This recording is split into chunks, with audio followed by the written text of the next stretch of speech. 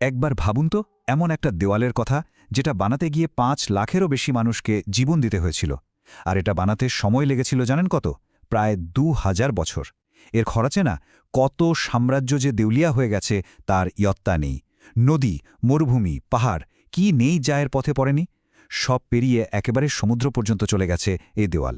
এটা কিন্তু শুধু পৃথিবীর সবচেয়ে বড় স্থাপত্যই নয়, বরং আস্ত একটা জীবন্ত ইতিহাস। চলুন এর রহস্যগুলো এক এক করে খোলা যাক। এর মোট দৈর্ঘ্য কত জানেন?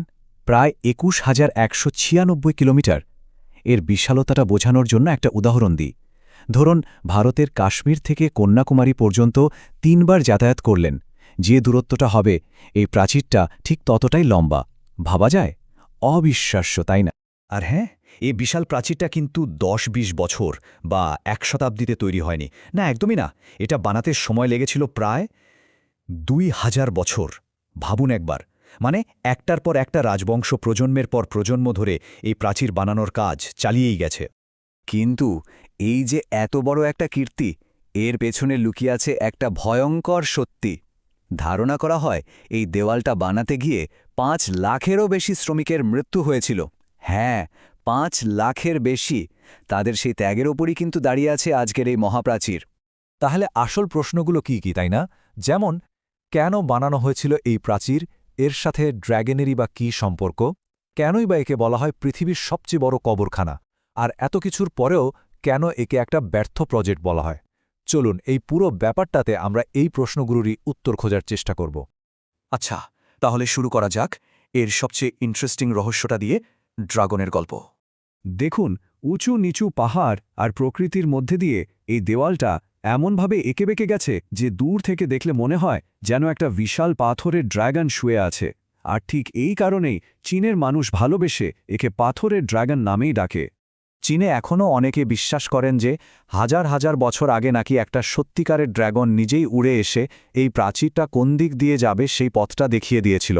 আসলে চীনা সংস্কৃতিতে ড্র্যাগন তো শুধু একটা কাল্পনিক প্রাণী নয়, ওটা হলো শক্তি, ঐশ্বরিক সুরক্ষা আর ভালো শাসনের প্রতীক। তাই এই প্রাচীরকে তারা শুধু একটা সাধারণ প্রতিরক্ষার দেওয়াল হিসেবে দেখত না, বরং এটাকে একটা ঐশ্বরিক আশীর্বাদ বলেই মনে করত। তো কিংবদন্তির কথা তো হলো, এবার চলুন একটু ইতিহাসের দিকে তাকানো যাক। এই প্রাচীরটা বানানোর পেছনে আসল স্ট্র্যাটেজিক কারণটা ঠিক কী ছিল? ব্যাপারটা বুঝতে হলে দুটো গোষ্ঠীর কথা ভাবতে হবে। একদিকে ছিল চীনের হান কৃষকেরা, যারা এক জায়গায় থেকে উর্বর জমিতে চাষাবাদ করে জীবন কাটাত, আর অন্যদিকে ছিল মঙ্গোলিয়ার যাযাবর গোষ্ঠী। ওরা এক জায়গা থেকে আরেক জায়গায় ঘুরে বেড়াত, পশুপালন করত। তো প্রায়ই খাবারের জন্য এই যাযাবররা চীনের গ্রামগুলোতে হানা দিত, লুটপাট চালাত। আর এটা হান সভ্যতার জন্য একটা বিরাট সংকট তৈরি করেছিল। এই যে লাগাতার আক্রমণ, এটা থেকে বাঁচার জন্যই সম্রাট কিনশি হুয়াং একটা যুগান্তকারী সমাধান বের করেন। তিনি একটা বিশাল দেওয়াল বানানোর কাজ শুরু করলেন, যেটাই যাযাবরদের চীনে ঢুকতে বাধা দেবে। আর এই প্রজেক্টটাই পরবর্তীকালে আরও অনেক রাজবংশ শতাব্দীর পর শতাব্দী ধরে চালিয়ে নিয়েছিল। কিন্তু এই বিশাল নির্মাণের একটা অন্ধকার দিকও ছিল। চলুন এবার সেই দিকটা দেখি, যেটার জন্য এই প্রাচীরকে পৃথিবীর দীর্ঘতম কবরখানার মতো একটা ভয়ঙ্কর নামেও ডাকা হয়। ভাবতে পারেন, শ্রমিকদের প্রতিদিন গড়ে ১৬ থেকে ১৮ ঘণ্টা কাজ করতে হতো। সাধারণ মানুষ তো ছিলই, তার সাথে শাস্তি পাওয়া বন্দীদেরও জোর করে এই কাজে পাঠানো হতো। আর সেখানে তাদের ওপর চলত অমানসিক পরিশ্রম। ২০ লাখেরও বেশি শ্রমিক এই দেয়াল বানানোর কাজে অংশ নিয়েছিল, আর তাদের অবস্থা ছিল ভয়াবহ। বছরের পর বছর বাড়ি ফেরা হতো না, ঠিকমতো খাবার জুটত না, নিষ্ঠুর শাসকদের নির্যাতন তো ছিলই, তার ওপর কনকনে ঠান্ডায় খোলা আকাশের নিচে ঘুম। ফলে অনেকেই হয় অসুস্থ হয়ে, না হয় দুর্ঘটনায় পড়ে মারা যেত। আর সবচেয়ে ভয়ঙ্কর ব্যাপার কি ছিল জানেন? কাজের চাপ এত বেশি ছিল যে কোনো শ্রমিক মারা গেলে তার দেহটা গ্রামে ফেরত পাঠানোরও সময় পাওয়া যেত না। ওখানেই প্রাচীরের পাশে কবর দেওয়া হতো। আর ঠিক এই কারণেই চীনের মহাপ্রাচীরকে প্রায়ই পৃথিবীর দীর্ঘতম কবরখানা বলা হয়। এখন মনে প্রশ্ন আসতেই পারে, তাই না, যে সময়ে সিমেন্টে আবিষ্কার হয়নি, তখন এত মজবুত একটা দেওয়াল বানানো হলো কিভাবে? কৌশলটা কিন্তু দারুণ ছিল। প্রথমে শক্ত গ্রানাইট পাথর দিয়ে ভিত তৈরি করা হতো। তার উপর বসানো হতো আজকের দিনের ইটের চেয়ে প্রায় ৪ গুণ বড় ইট। আর সেই ইটগুলো জোড়া লাগানোর জন্য ব্যবহার করা হতো চুন আর চালের গুঁড়োর একটা আঠালো মিশ্রণ। এই মিশ্রণটাই দেওয়ালটাকে অবিশ্বাস্য রকম মজবুত করে তুলেছিল। কিন্তু এত কিছু করার পর শেষ প্রশ্নটা হল, এই প্রাচীর কি আসলেই তার আসল উদ্দেশ্য পূরণ করতে পেরেছিল? এটা কি সফল হয়েছিল? দেখুন, কাগজে কলমে যদি বিচার করা হয় তাহলে তো প্রাচীরটা ছিল একদম দুর্ভেদ্য। গড়ে 23 ফুট উঁচু, এতটাই চড়া যে 5 জন ঘোড়সওয়ার পাশাপাশি যেতে পারত।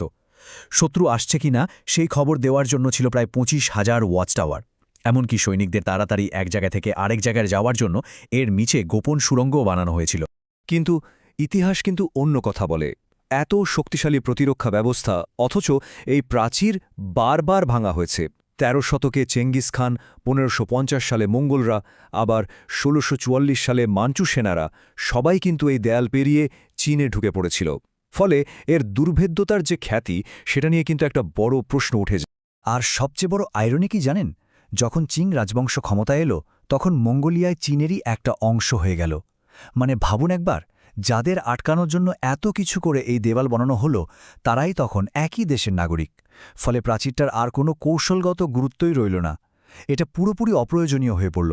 তাহলে শেষ পর্যন্ত চীনের এই মহাপ্রাচীরের আসল পরিচয়টা কি? এটা কি মানুষের অদম্য ইচ্ছাশক্তির একটা প্রতীক, নাকি লক্ষ লক্ষ প্রাণের বিনিময়ে তৈরি হওয়া এক করুণ ইতিহাস, অথবা এক বিশাল মহিমান্বিত ব্যর্থতা? হাজার হাজার বছর ধরে কত রাজত্বের পতন দেখেছে এই দেওয়াল।